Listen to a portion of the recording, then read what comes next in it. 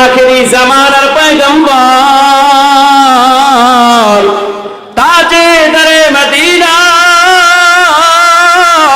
মুহাম্মদুর রাসূলুল্লাহ জানায় দেয়, আমার যে উম্মত আমি নবীর উপরে একবার দরুদ পাঠ করবে, আল্লাহ পাক রব্বুল আলামিন তার আমলনামা থেকে 10টি গুনাহ ক্ষমা করে দেয়। রাসূল বলে শুধু তাই নয়, ওই 10টি গুনাহের জায়গায় আল্লাহ পাক রব্বুল আলামিন 10টি নেকি দ্বারা পরিপূর্ণ করে দেয়। আখেরি জামানার পয়গম্বর মুহাম্মদুর রাসূলুল্লাহ জানায় দেয়, আমার যে উম্মত একবার দরুদ পাঠ করবে, ওই দরুদটা সারা দুনিয়ার মধ্যে ঘুরে ঘুরে আল্লাহ পাকের সৃষ্টি যত মাখলুকাত আছে, ও মুসলমান আপনাদের কাছে জানতে চাই, আল্লাহর সৃষ্টি মাখলুকাত জমিনের মধ্যে একটা না কোটি কোটি, কথা কয় না? ওই সাগরের মধ্যে তাকাও, হাজার হাজার লক্ষ লক্ষ প্রাণী। এই যে পোকাটা উঠতেছে, এটাও আল্লাহ পাকের একটা মাখলুক। পয়গম্বর জানায় দেয়, আমার যে উম্মত একবার দরুদ পাঠ করবে, এই দরুদটা সারা দুনিয়ার মধ্যে আল্লাহর যত মাখলুকাত আছে সকল মাখলুকাতের কাছে কাছে গিয়ে ঘোষণা দেয়, অমুকের সন্তান অমুক, অমুকের সন্তান অমুক আখেরি জামানার পয়গম্বরের উপরে দরুদ পাঠ করেছে। এইটা বলে যখন সকল মাখলুকাতের কাছে ঘোষণা দেয়, আল্লাহর সৃষ্টি সকল মাখলুকাত সবাই মিলে ওই বান্দার জন্য দয়ার মালিকের কাছে মাগফিরাতের দোয়া করতে থাকে। আল হেরা মডেল মাদ্রাসার উদ্যোগে আয়োজিত 2 দিন ব্যাপী বার্ষিক ওয়াজ মাহফিলের অর্থকার প্রথম দিনের সম্মানিত সভাপতি, আমার সামনে উপস্থিত দূর দূরান্ত থেকে আগত আল্লাহ তাআলার এক ঝাঁক আশিকিন, জাকিরিন, শাকিরিন, পর্দার অন্তরালে অবস্থানরত আমার শ্রদ্ধেয় মা ও বোনেরা, মহান আল্লাহ পাক রব্বুল ইজ্জাতের দরবারে লাখো কোটি শুকর ও সুজুদ। আল্লাহ তাআলা আমাদের সকলকে দুনিয়ার বিভিন্ন ব্যস্ততা থেকে মুক্ত করে আজকের এই মাহফিলের ময়দান জান্নাতের বাগান সুস্থ অবস্থায় আসা এবং বসার তৌফিক ইনায়েত করেছেন। এজন্য আমরা সকলেই দিল থেকে কালিমাতুশ শুকর আদায় করি, আলহামদুলিল্লাহ। সম্মানিত হাজিরিন, আল্লাহ যদি আমাদেরকে সুস্থ না রাখতেন আমরা কি আসতে পারতাম? সুস্থতা আল্লাহ পাকের বড় একটা নিয়ামত, কি বলেন আপনারা? সুস্থতা কেমন নিয়ামত, এটা বুঝাইবার জন্য আপনাদেরকে একটা এক্সাম্পল দেই। আল্লাহ পাকের পয়গম্বরদের মধ্যে হতে একজন পয়গম্বর ছিলেন স্পেশাল, যিনি আল্লাহ পাককে অনেক বেশি প্রশ্ন করতেন। আপনারা কি সেই নবীর নাম জানেন? কি নাম? হযরতে মূসা আলাইহিস সালাতু ওয়াস সালাম। সেই মূসা পয়গম্বর আল্লাহ পাক রব্বুল আলামিনকে প্রশ্ন করে, রব, আমি মূসা যদি রব হই আর আপনি রব যদি মূসা হন, তবে আপনি আমার কাছে কি চাইতেন? চিন্তা করছেন কি প্রশ্ন করছেন? নাউজুবিল্লাহ বলেন। আল্লাহ পাক বললেন, Musa, how is this possible? এটা কি সম্ভব না? রব কোনদিন মূসা হয় না, মূসা কোনদিন রব হওয়া সম্ভব নয়। মূসা পয়গম্বর বললেন, আল্লাহ, আমি জানি এটা সম্ভব নয়, এরপরেও যেহেতু এটা জানতে চেয়েছি, কারণ তো একটা অবশ্যই আছে। আল্লাহ পাক বললেন, মূসা, যেহেতু তোমার ভিতরে জানার ইচ্ছা ভিন্ন, সেই হিসেবে আমি তোমাকে জবাব দিচ্ছি, আমি আল্লাহ যদি বান্দা মূসার কাছে কিছু চাইতাম, তবে একটা জিনিস চাইতাম, সেটা হলো সুস্থতার নিয়ামত। আসতে হয়ে গেল না? আরো জোরে বলেন না সুবহানাল্লাহ। আল্লাহ পাক আমাদেরকে সুস্থ রেখেছেন, বিদায় আসতে পেরেছি, এজন্য আরো একবার শুকর আদায় করি, আলহামদুলিল্লাহ।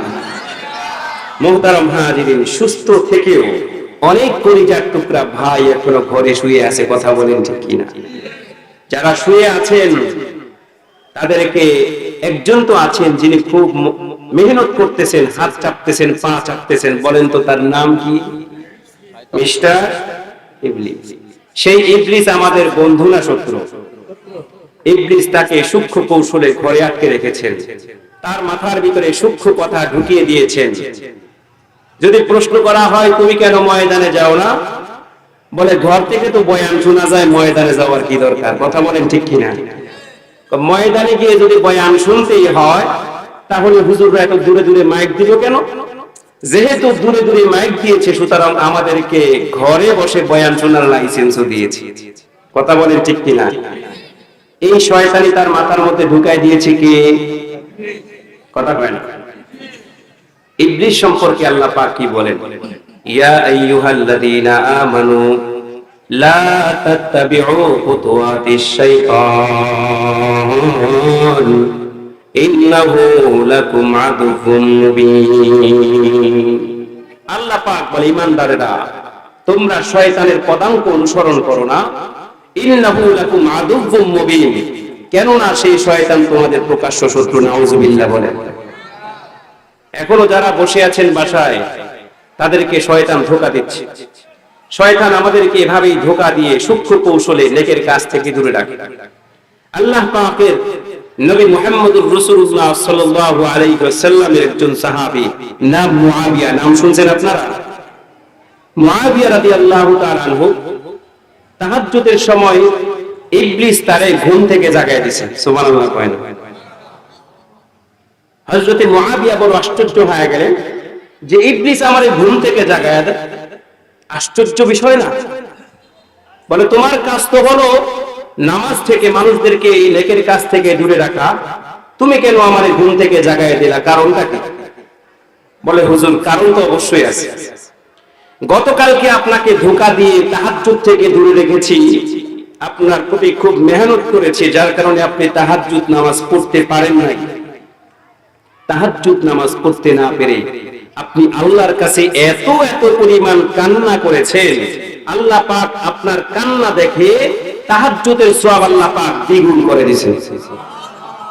আমি ধোঁকা দিলাম, এক গুণ সওয়াব আপনি পাইতেন না, কিন্তু ধোঁকা দেওয়ার কারণে আপনি কান্না করলেন, আপনার কষ্ট দেখে আল্লাহ পাক আরো দ্বিগুণ বাড়ায় দিয়েছে। এই জন্য আপনারা আজকে জায়গায় দিতে আসলাম, কারণ আমি চাই আপনি এক গুণ পাইছেন, এটাই ভালো। সুবহানাল্লাহ কি বলেন? যাতে করে দ্বিগুণ আজকেও না পান, এই জন্য আজকে আপনারা জায়গায় দিয়েছি। সুবহানাল্লাহ। সেই শয়তান আমাদের বন্ধু না শত্রু? চূড়ান্ত পর্যায়ের শত্রু। আমাদের উস্তাদরা বলতেন, নোয়াখালীর একজন আলেম সারা জীবন শয়তান তারে ধোঁকা দিতে পারে না। নোয়াখালীর একজন আলেম বলেছে, মৃত্যুর সময় তার মৃত্যু শয্যায় শায়িত, এমন সময় তার কাছে এসে হাজির হয়ে তো হুজুর সারা জীবন আপনারে ধোঁকা দিতে পারি নাই, আপনার ইলম আপনারে বাঁচায় দিয়েছে। সুবহানাল্লাহ। বুঝা বলছেন তো? হ্যাঁ, হুজুর কয় সারা জীবন আমারে ধোঁকা দিতে পারে নাই, এখন যেহেতু মৃত্যু শয্যায় শায়িত, এই সময় এসে সে আমার সাথে মিষ্টি মিষ্টি কথা বলবে, এটা তো হইতে পারে না। নিশ্চয়ই এখানেও তার কোনো শয়তানি আছে। কথা বলেন ঠিক কিনা?